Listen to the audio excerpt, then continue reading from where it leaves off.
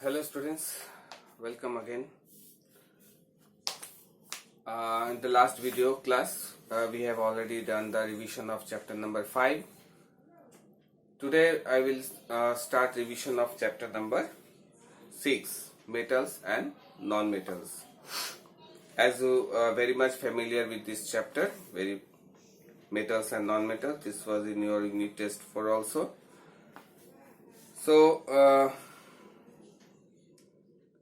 So you know that there are 118 elements are known, out of which most of them are metals, some are non-metals, some are metal halide, and some are noble gases.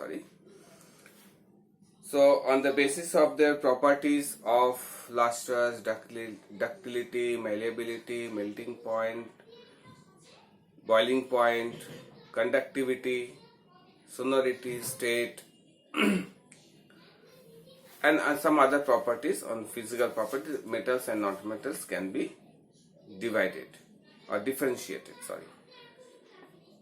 You know all the difference between metals and non-metals, not so tough these are things. But the important thing to know the difference between about metals and non-metals on the basis of their chemical properties, very important part of your chapter. The difference of metals and non-metals on the basis of their chemical properties means valence electrons. Metals and non-metals when have atomic number, you know, on the electronic configuration we get the number of valence electron in the outermost shell. On that basis we can also find the valency. If the elements which are having the valency either 1, 2 or 3, they are generally metals. But elements which are having valence electron 4, 5, 6 and 7, they are called as non-metals. Formation of ions.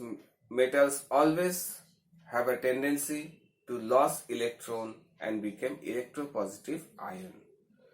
But whereas non-metals have always a tendency to gain electron and form a electronegative ion. Okay. Then the nature of oxides. Metals always reacts with oxide which are basic in nature, whereas non-metals always reacts with oxide to form oxides which are generally acidic in nature, but some are neutral also. A metal reacts with oxide to form hydroxide ion, whereas non-metal reacts to form hydronium ion, H plus ion. Next, the atomicity. Metals are only monoatomic mostly, but non-metals are mostly diatomic, triatomic and polyatomic. And noble gases are always monoatomic. Next part is the corrosion of metals. You all already know about this. Corrosion is a slow oxidation process when some metals when exposed to moist air, they slowly react with oxygen and water to form some oxides, hydrated oxides. That is called corrosion. Corrosion of this formation of rust over the iron is called rusting. The formula of rusting, you know, Fe plus O2, the presence of moisture and oxygen for a long period of time, because it is a slow oxidation process, it gives hydrated ferric oxide, that is Fe2O3 dot NH2O. N means number of water molecules. And sometimes copper also reacts with this to form a corrosion, that is called patina, you know. And the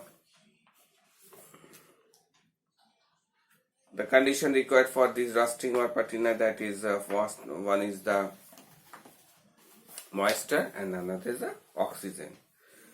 So this rusting can also be prevented. Rusting can be prevented by, first of all, by painting. When you paint over the surface of iron objects, it directly stops the contact of iron with moisture and air, and it prevents rusting.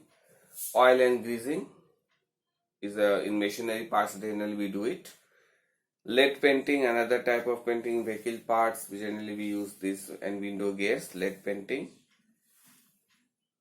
Then coulter paints is a black paint which is generally painted in the submerged part of the ship, bridge and some similar structures.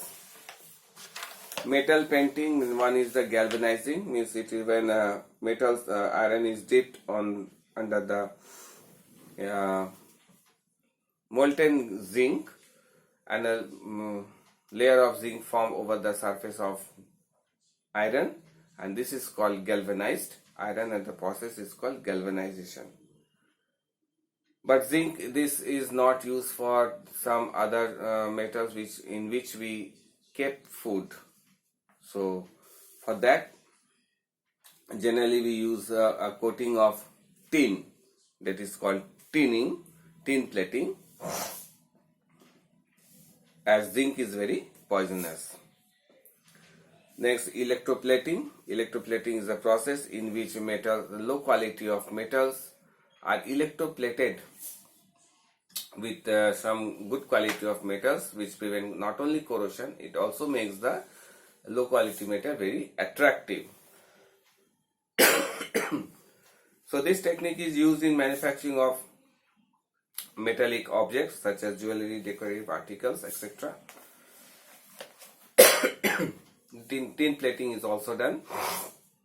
Just now I told you, in packaging containers for food, drink, etc. Then it's the chrome plating, it's chromium plating. Generally we use for us to prevent, like we use taps in our washrooms. They're electroplated with chrome plating, that is chromium is used here. And plating with tin is called tinning. It's also done by the process of electroplating. Next is the making of alloying. Alloying, you know, when it is a homogeneous mixture of two or more metals or non-metals, it's called alloying. So by making the alloy, we also can prevent corrosion or rusting. Suppose when we make an alloy of chromium, nickel, manganese with non-metal, carbon and silicon with iron, it is called stainless steel, which is highly corrosion resistant, that we daily use as a crockeries in our kitchen for drinking water, glass. So this we can use. So on this, on the basis of properties, metals have so many uses. So iron, copper, aluminum, zinc, silver, gold are very common metals which have uses here. Tin is also using for Babbitt, petwares, queen metals, shoulders. Zinc is used for galvanization of iron. It is also used for making brass, zamac and German steel. Mercury, you know, very shiny liquid metal. It is used for in thermometer. It is poisonous, so it can be used for edible things. It is used in fluorescent lamps also, scientific research. Amalgam, it's a dental treatment for filling in teeth. Then magnesium is a silver white metal, burns easily in the air to bright light, so it is used in firecrackers or dazzling light. It burns, when it burns it gives dazzling light, so it is used in firecrackers. Apart from magnesium, barium, calcium, antimony, titanium are also used in making sparkling effects of firecrackers. Potassium, chromium and copper salt. Nickel, another metal, is a very silvery white metal. It is used in industrial consumer products, magnet, coins and rechargeable batteries. It is used. Lead, it is used in storage batteries, means rechargeable batteries. Bullets, shotguns, pellet and ballast in the sailboats. So many uses we are having here. So go through these all charts present. You will get much questions from these charts. Cobalt, platinum, tungsten. Tungsten, you know, it is it has a very high melting and boiling point. So it can be extremely used in incandescent light bulbs. It is used in X-ray tubes and making ballistic missiles, rocket nozzles. It is also used in making alloy using the shield against radiations. Similarly, you are also having so many uses of non-metals on the basis of properties. So coal, coal, it is a black hard rock. It is used in generating electricity in textiles and chemical industries. Graphite is a non-lustrous. It is a non-lustrous but good conductor of electricity. It is used for electrodes in electrolysis process. It is also used in nuclear reactor because it absorbs nuclear radiations and stop the nuclear reaction. Diamond, very costly and hardest known substance. It's a very high refractive index. So it is used in jewelries and cutting, glass, drilling and grinding purposes. Charcoal, it is a black color, black in color. It is prepared for heating wood in a resident supply of oxygen. As a deodorizing agent, water purifier, as a fuel, as a decolorizing agent in sugar industry. Similarly, chlorine, you have so many uses. So it is used in disinfecting the water by killing the germs. That is called chlorination. Iodine, it is used in tincture of medicines purposes. Ethanol with water. It has a supplement and dyeing, disinfectant pigment. It is also used in pharmaceuticals, photography, smog inhalations, etc. Oxygen, very familiar non-metal with you. It is used for respiration, burning. Nitrogen, it is a colorless, odorless gas, but it is a non-supporter of combustion. It itself does not combust, so it controls the burning, so it is very important.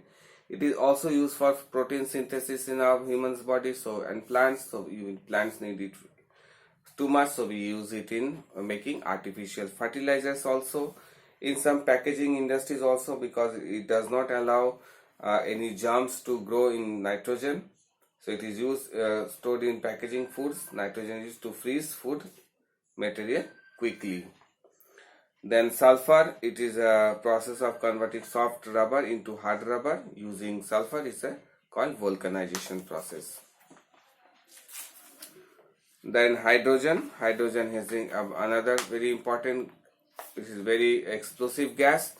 It cannot be used for directly fuel, but it is used in making fertilizers, making vanaspati ghee. That is a process called hydrogenation of oil in the presence of catalyst called nickel. It is also used in hydrogen fuel. Nowadays it is used in as a rocket fuel, and it's a very clean fuel. So it is also called as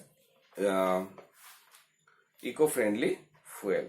So in this way we have seen the difference between metals and non-metals on the basis of chemical properties. Physical properties are very familiar with you. Thus I have not given revision on that portion. And I have also given some important uses of some important metals, not all metals and non-metals, but important metals, very uncommon types of metals and their uses I have discussed with you. I hope you have got a good revision of this chapter. In the next video class, I will do revision from uses of metal alloys and and noble gases. And this way we will complete our revision of chapter number 6, metals and non-metals. So students, thank you for watching this video. Hope you have understood this again. See you again in the next video class. Till then, thank you very much. Goodbye.